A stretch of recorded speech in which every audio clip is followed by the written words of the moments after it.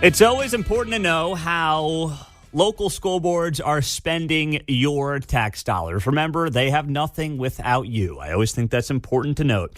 And we now welcome on and say hi to Dave Trabert of the Kansas Policy Institute, joining us on KCMO Talk Radio on a Tuesday. And they had a very good piece up at the Sentinel on the group Stand Up Blue Valley and their misleading of voters on the recent school board elections. Now, Blue Valley has about 22,000 students in the school system and 182 managers. That would be superintendents, deputies, assistant superintendents. That's the equivalent of 120 students per manager.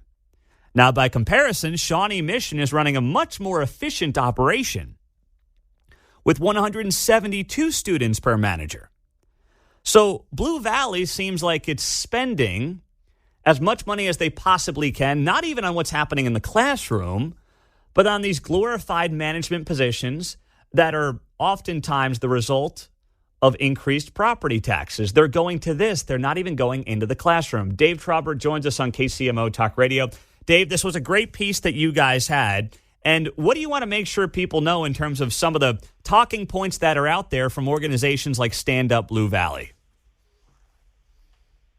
Well, morning, Pete. Stand Up Blue Valley deceiving people is like Tuesday.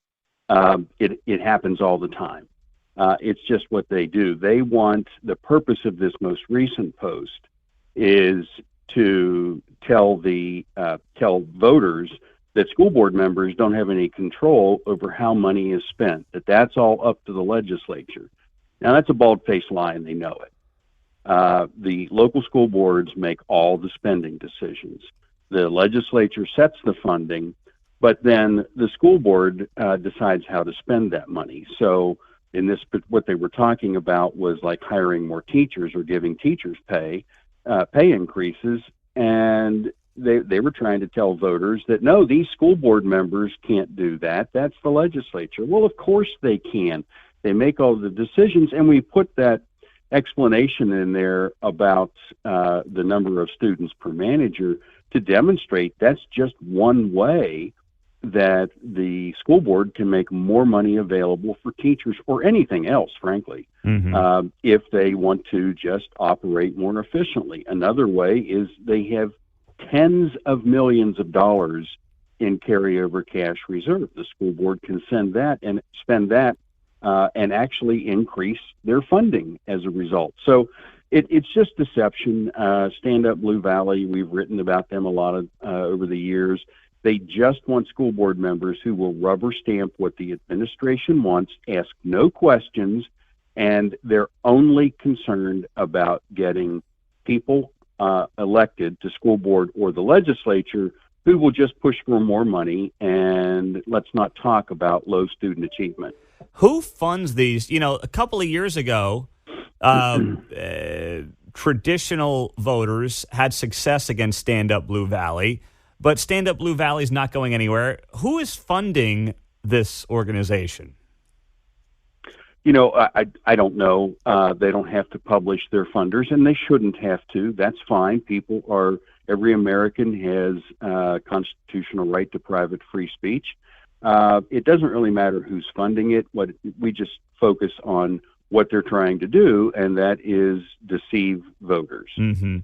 So when organizations like this that are very much, actively working to get certain people elected, what can be and what should be done on the other side? Because it seems like those trying to push back against organizations like Stand Up Blue Valley are fragmented. There's disagreements even amongst those groups in terms of best candidates, how to go about getting people elected. What do you think in terms of having an effective response to get people on the school board who are just going to be a little more responsible and conservative? And I don't mean that from a political perspective. I just mean economically speaking, more conservative with the taxpayer dollars.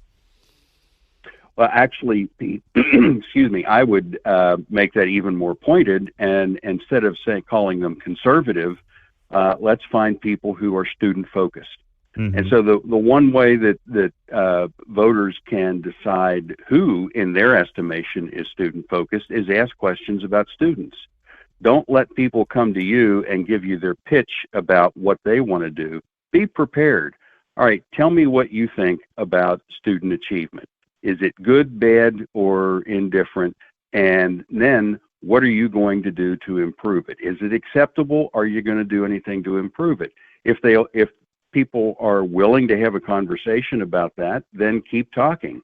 But some people won't. They do not want you to know, for example, the new results that came out for 2023 showed that Blue Valley results were a little bit better than last year, but still far below what they were in 2015, and they're not good. For example, of the 10th graders in Blue Valley, 1 in 5 are below grade level in math, and less than half are proficient.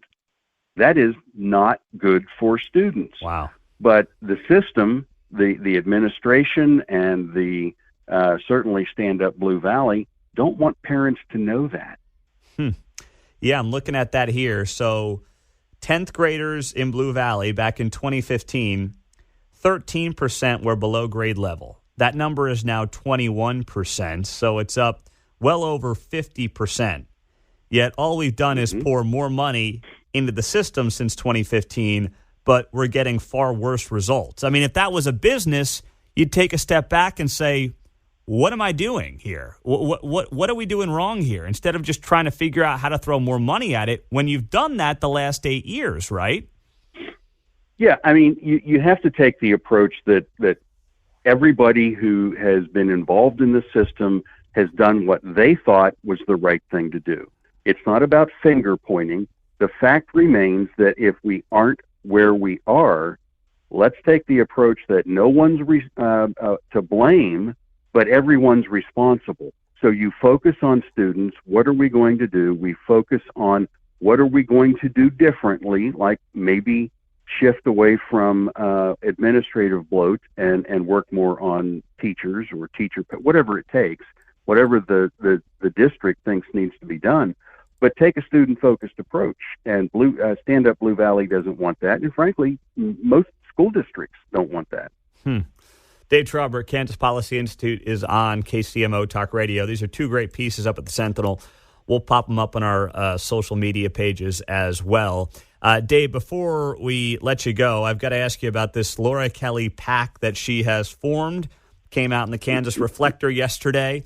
It is called the Middle of the Road PAC, as Laura Kelly has launched this political action committee to support moderate Republicans and Democrats to the Kansas legislature. What do you make, Dave Trabert, of the Middle of the Road PAC? Well, to say Laura Kelly is middle of the road is laughable.